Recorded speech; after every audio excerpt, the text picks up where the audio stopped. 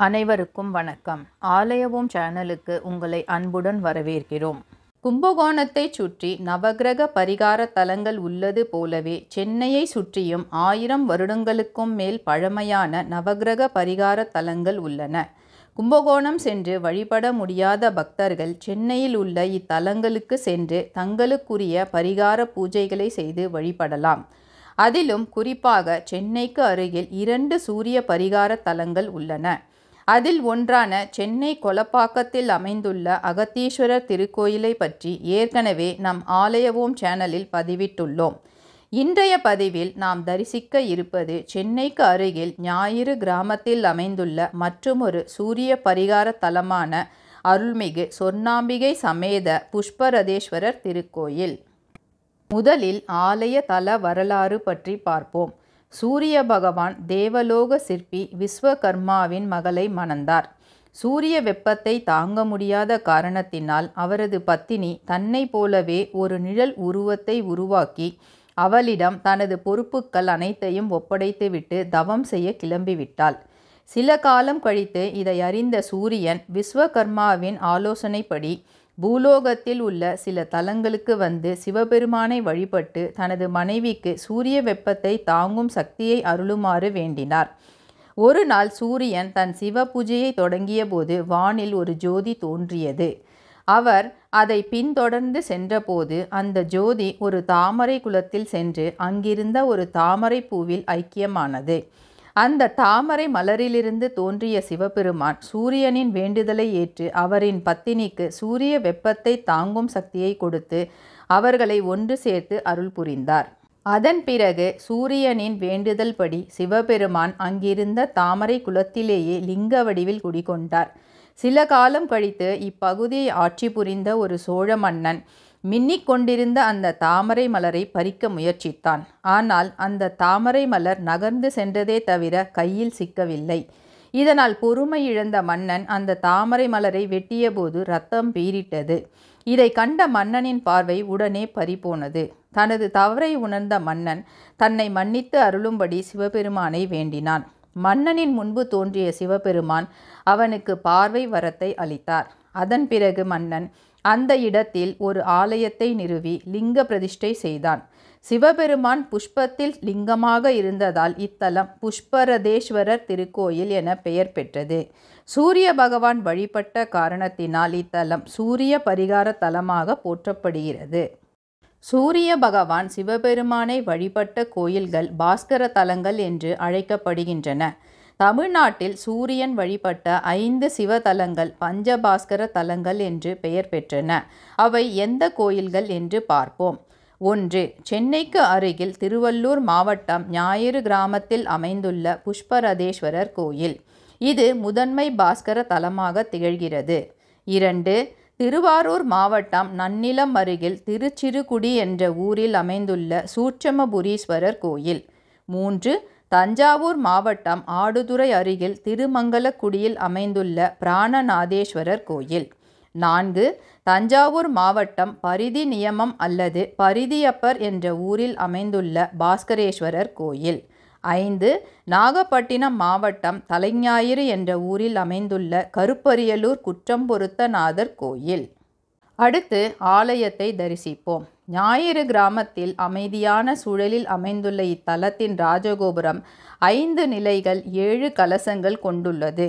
கோபுரத்தை கடந்து சென்றதும் நீண்ட பாதை கொண்ட மண்டபம் உள்ளது. மண்டபத்தின் இடதுபுறம் முதலில் சொர்ணாம்பிகை தனி சன்னதியில் கிழக்கு நோக்கி அருள் புரிகிறாள்.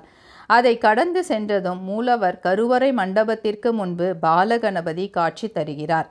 கருவறை மண்டபத்தில் மூலவர் புஷ்பரதேஸ்வரர் கிழக்கு நோக்கி அருள் புரிகிறார். அவருக்கு நேரெதிரே சூரிய பகவான் மூலவரை வணங்கும் விதம் மேற்கு நோக்கி அமைந்துள்ளார். மூலவரின் மண்டபத்திற்கு எதிரே வெளியில் நந்தி, பலிபீடம், கொடிமரம் உள்ளது. கருவறை மண்டபத்தை சுற்றி கண்வ மகரிஷி, காலபைரவர், நர்த்தன கணபதி, தட்சிணாமூர்த்தி, லிங்கோத்பவர், பிரம்மா மற்றும் துர்க்கை அருள்பாலிக்கின்றனர். ஆலய பிரகாரத்தில் காசி விஸ்வநாதர், உற்சவர் சோமஸ்கந்தர், கமல விநாயகர், வள்ளி தெய்வானையுடன் சுப்பிரமணியர், சுந்தரரின் மனைவி சங்கிலி நாச்சியார் ஆகியோரின் சன்னதிகள் உள்ளன. இங்கு நவக்கிரக சன்னதி இல்லை.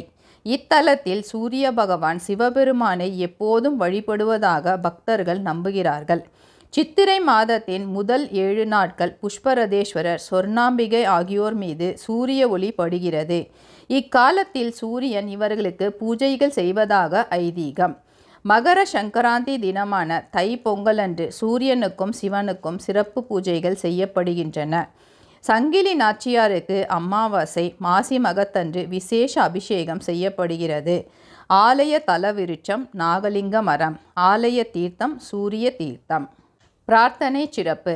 கருத்து வேறுபாடுகள் காரணமாக பிரிந்து வாழும் தம்பதிகள் இத்தலத்தின் மூலவர் புஷ்பரதேஸ்வரரை தீபமேற்றி வழிபட்டால் அவர்களுக்கு இடையே உள்ள பிரச்சனைகள் நீங்கி ஒன்று சேர்வார்கள் என்பது நம்பிக்கை. மேலும் சிவனை வேண்டி வணங்கினால் கண் மற்றும் பல் தொடர்பான நோய்கள் தீரும். சூரிய தசை, சூரிய புத்தி நடைபெறுபவர்கள், ஜாதகத்தில் சூரிய தோஷம் உள்ளவர்கள் புஷ்பரதேஸ்வரரை வழிபட்டு அதன் பிறகு சூரியனுக்கு உரிய பரிகார பூஜைகளை செய்கிறார்கள்.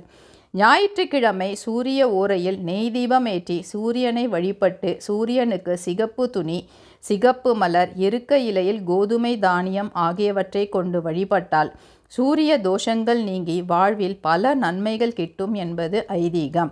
இந்த பரிகாரத்தை செய்வதற்காக பிரகாரத்தில் தனியே ஒரு இடம் அமைக்கப்பட்டுள்ளது.